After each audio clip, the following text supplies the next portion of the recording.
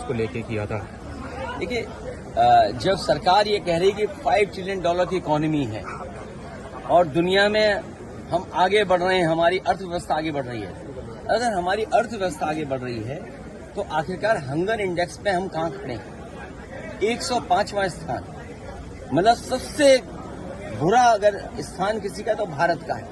और वहीं दूसरी तरफ अगर अर्थव्यवस्था बेहतर है तो आखिरकार आपका रुपया डॉलर के मुकाबले क्यों नीचे जा रहा है?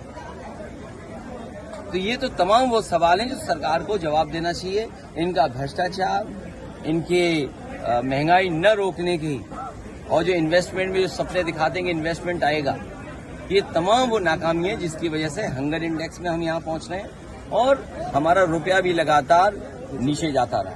तो यूपी बाई इलेक्शंस को लेकर जल्दी डेट सभी यूनियन टेरिटरीज में मदरसा बोर्ड बंद करना चाहिए और मदरसों की स्टेट फंडिंग रोक देनी चाहिए। देखिए, ये भेदभाव का देश सबका है, सबका देश है। संविधान, लोकतंत्र और खास संविधान हमें अधिकार देता है।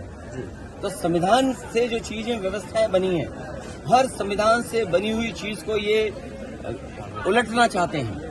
ये वो लोग हैं जो नफरत पे राजनीति करना चाहते हैं, ये वो लोग हैं जो भेदभाव पे राजनीति करना चाहते हैं, ये वो लोग हैं धर्म को, जातियों को लड़ा करके राजनीति करना चाहते हैं। लेकिन ये अपने कामयाब नहीं होंगे।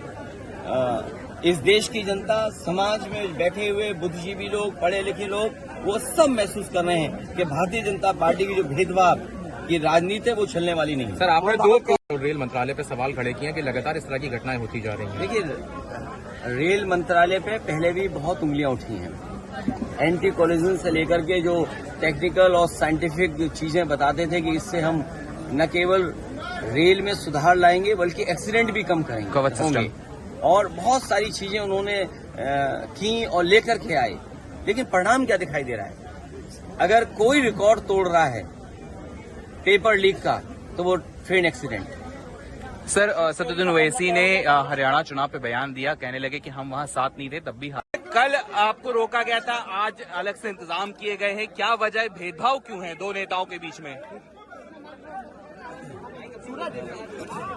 हर वर्ष की तरह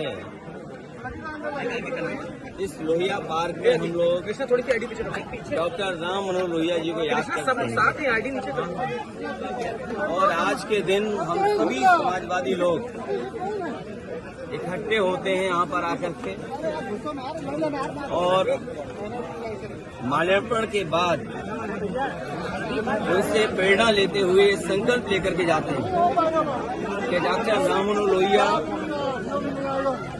लोकनायक जयप्रकाश नारायण जी और नेताजी और बड़ी संख्या में समाजवादी नेताओं ने जो सपना देखा था कि भारत समाजवादी देश बने, समाजवादी व्यवस्था से देश चले, डॉक्टर राम लोहिया जी के संकल्पों पे, उनके आदर्शों पे, उनकी बताई हुई नीतियों पे, जिन्होंने ये सपना देखा था कि हर तरह का भेदभाव खत्म हो समाज के अंदर, चाहे जाति को लेकर के भेदभाव हो, भाई अखिलेश यादव की बाइट, जाति तोड़ों का आह्वान किया हो या रीजनल स्तर पे जो भेदभाव होता है उसको लेकर के भी डॉक्टर राम मनोहर लोहिया ने कहा कि इस तरह का कोई भेदभाव नहीं होना चाहिए।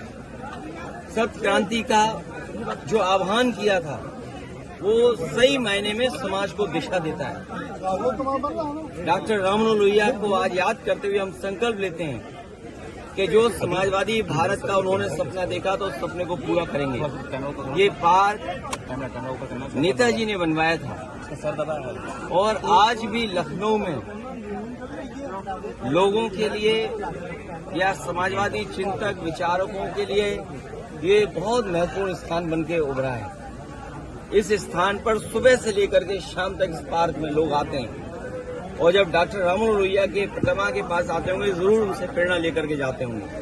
और आज देश में सच्चाई यही है कि समाजवादी व्यवस्था से ही गरीबी दूर हो सकती है, समाजवादी व्यवस्था से ही पढ़ाई का जो भेदभाव है वो खत्म हो सकता है, समाजवादी व्यवस्था से ही जो डॉक्टर राम मनोहर लोहिया ने कभी कहा था कि दाम बांधो की नीति लागू हो, तो जिस तरह से महंगाई है, बेरोजगारी है, उसको अगर कोई खत्म कर सकता है तो समाजवादी नीतियां। हालांकि जयप्रकाश जी ने संपूर्ण क्रांति का आह्वान किया था, महंगाई या भ्रष्टाचार, उस समय की राजनीतिक परिस्थितियों को लेकर के सरकार को इस तरह का व्यवहार कल नहीं करना चाहिए था जिस तरह का सरकार ने व्यवहार किया था। और ये बात कहना कि जीव जंतु हैं इसलिए आप नहीं जा सकते हो, तो जीव जंतु तो सड़कों पर भी हैं, हर जगह हैं, तो क्या हर जगह आना जाना आप रोक देंगे? क्या जीव जंतु से आप पूरा यातायात रोक दोगे? सड़कों पे चलने को रोक दोगे क्या आप? इसी बहाने को लेकर के जीव जंतु हैं। ये केवल समाजवादियों का जो काम था, समाजवादियों का आज भी काम दिखाई दे रहा है। जयप्रकाश नारायण इंटरनेशनल सेंटर के सामने आज भी बीजेपी का विकास फीका है। और उस ऊंचाई से देखो आप, तो आप खुद महसूस करेंगे। और उस बिल्डिंग को देखें कि आज के समय में भी वो सबसे मॉडर्न इंफ्रास्ट्रक्चर दिखाई देता है जो पब्लिक यूज के लिए थी। ये जो ओपन स्पेस आपको दिखाई दे रहा है, ये पार्क, ये समाजवादियों की देन है। चाहे आपका लोहिया पार्क हो, चाहे छोटे लोहिया जेनेरेशन पार्क हो। अब तो ये सरकार रख रखाव भी नहीं कर पा रही है, तो सोचिए वो महापुरुषों का सम्मान क्या करेगी। आपको चेन्नई में क्यों मतलब मोटिव क्या हो सकता है गवर्नमेंट का कि आपको जेपी पे जाने रोक दिया, यहाँ पे आप आ गए वहाँ रोक दिया? देखिए, इसका जवाब तो वही लोग दे सकते हैं। अगर वो जीव जंतु की बात है तो जीव जंतु यहाँ ज्यादा होंगे, बिल्कुल, क्योंकि यहाँ हरियाली है, पार्क है, पेड़ पौधे हैं। हो सकता है जीव जंतु यहाँ हो। ये केवल बहाना था अपनी नाकामी छिपाने के लिए, क्योंकि आज भी जेपीएनआईसी जो बिल्डिंग, जो स्मारक दिखाई देता है, वो भारतीय जनता पार्टी के हर विकास को फीका कर रहा है। उन्हें लगता है कि ये विकास जो है वो उनकी आंखों में चुभता है, उन्हें बुरा लगता है। इसलिए मैंने कहा ये विनाशकारी लोग हैं। इनके भाव देखो विनाशकारी हैं, इनके काम करने के तरीके विनाशकारी हैं। आप सोचिए, जब आरोप लगा, ऑपरेशन लगा कि आपने एक की हत्या की है एनकाउंटर में, तो आप सोचिए हत्या को बैलेंस करने के लिए हत्या, इनसे बड़ा जातिवादी कौन हो सकता है? मैं नहीं था उस समय, लेकिन उसके पिताजी से क्या क्या कहलवाया गया, उसके परिवार से क्या क्या कहलवाया गया। मुझे ठंडक नहीं मिली है। ठंडक मिली होगी तो इस प्रदेश के मुख्यमंत्री जी को ठंडक मिली होगी कि एक को मार करके दूसरे को मार करके बैलेंस करने की जो उन्होंने रणनीति अपनाई थी। ये तमाम वो चीजें हैं जो समाजवादी लोग कभी सोच भी नहीं सकते। किसी के साथ व्यवहार ऐसा समाजवादी लोग नहीं कर सकते। सर, एनसीपीसीआर ने एक रिपोर्ट